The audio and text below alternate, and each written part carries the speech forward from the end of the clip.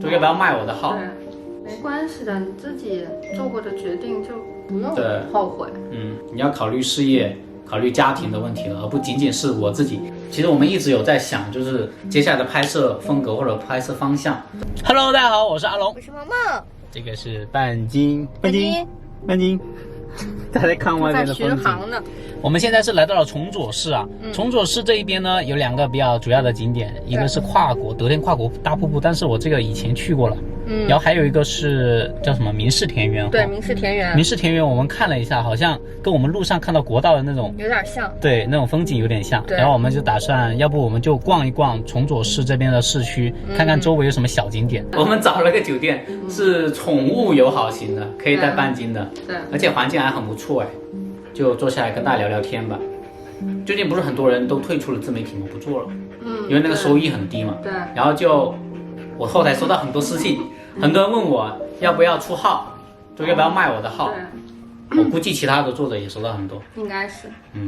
要没有回。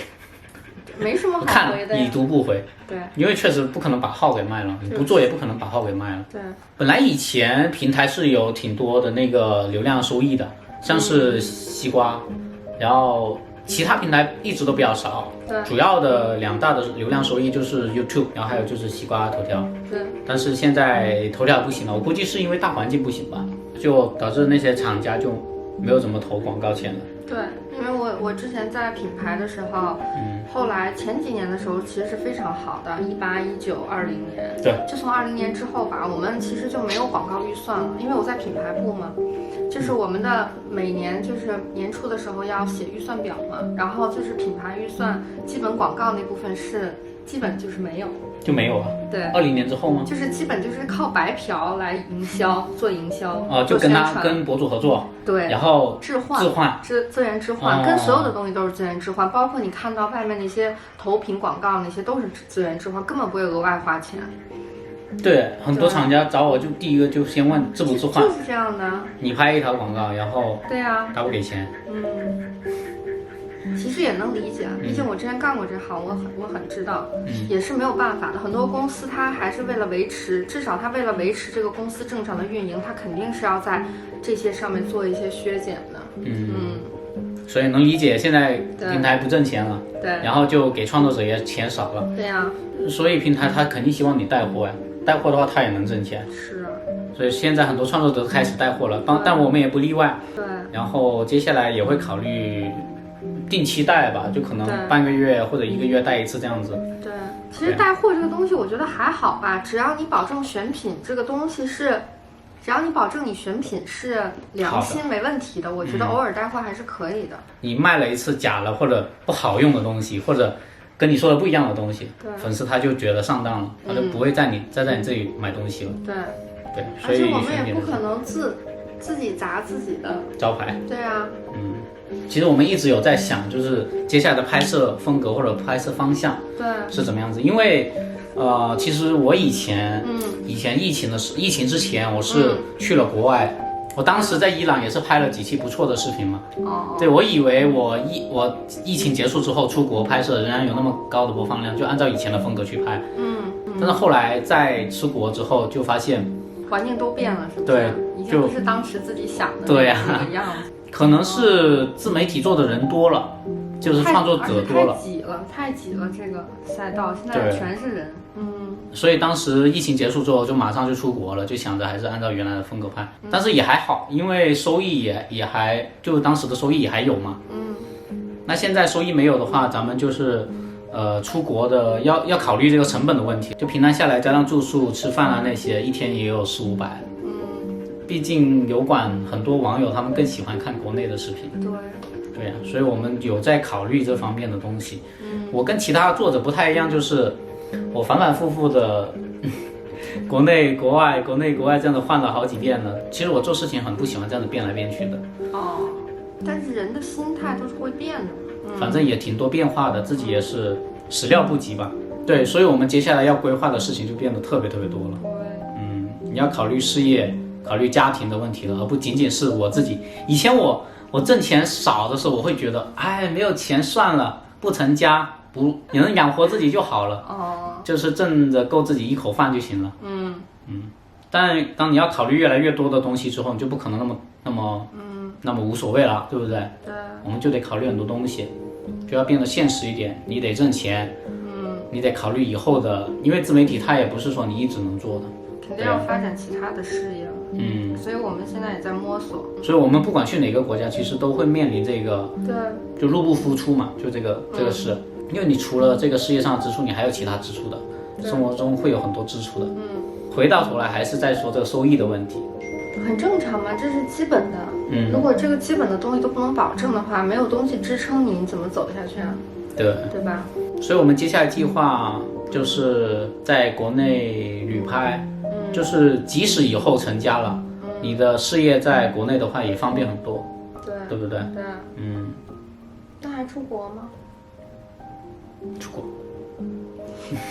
我们说的出国，应该就是一年当中可能出1个月、2个月这样子，短期的出国。就目前的收益来看，出国的话还是比较压力比较大的，所以我们还是换到国内的赛道。然后我们要订房车了，我们计划好订一辆房车，然后就跟半斤大部分时间可能就在国内了，然后还是得做回国内的内容。天哪！我之前为了拍国外的内容，我还新注册了一个油管的账号，然后换到那个账号去更新，结果现在我又得回来了。天哪！没关系的，你自己做过的决定就不用后悔。不后悔，不后悔。因为我想着也是试一下嘛。对呀。只是说现在的环境没有以前那么好做了。以前可能确实好做一点，像现在的话有多卷了，现在都是请了很多演员。请到很多演员，国外的、美女的，对，请了各种演员来配合着拍视频。我们搞不了这种。对，真心换真心，这个就是我们接下来的一个计划吧。房车国内有，但是订房车也有周期啊，也得1-2个月，所以说我觉得可以还车出一下国吧。毕竟如果一直租车的话，成本也很高啊。但是房车又没办法马上下来，所以说还是先再出国，然后等到2025年的时候，我们再开始房车环游吧。好，可以。你感觉怎么样？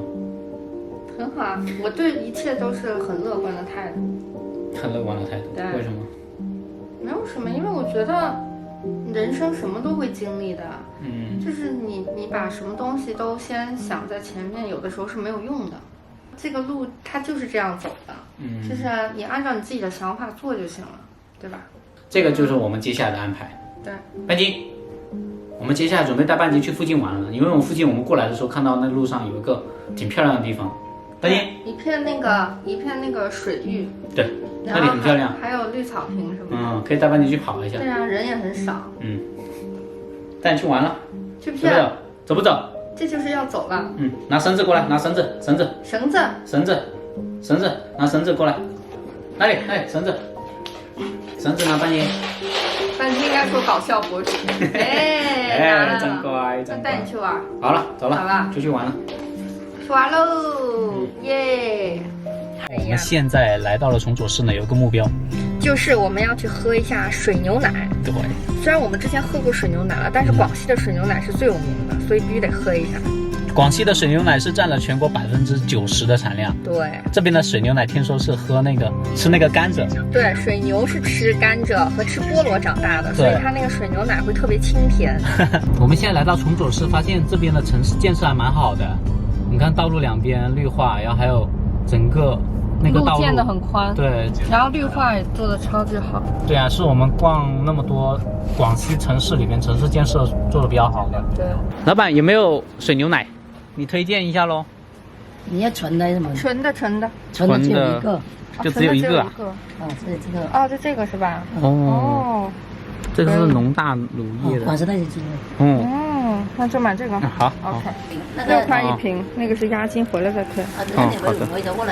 那我们先喝完了。对，你喝了就走了。好。我看你在弄的这个是什么东西啊？哦，都是那个牛奶，酸奶。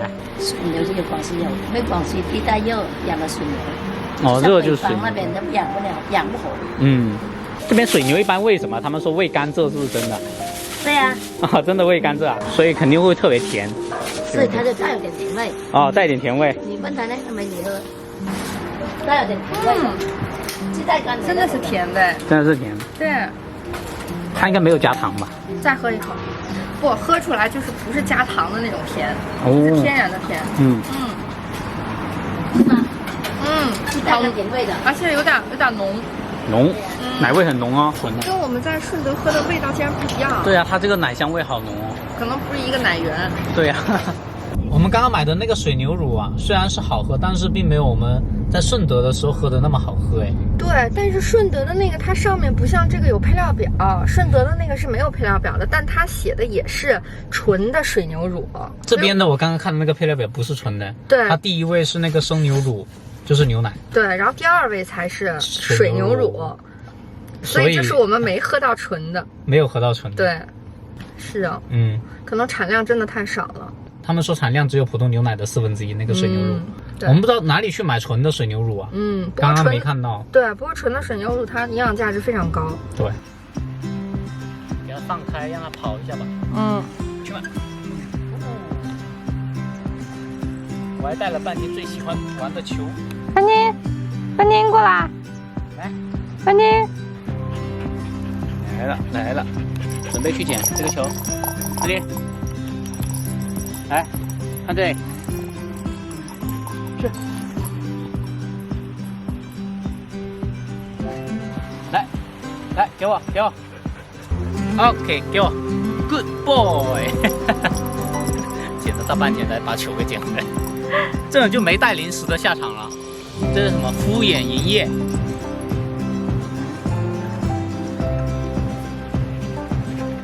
诶，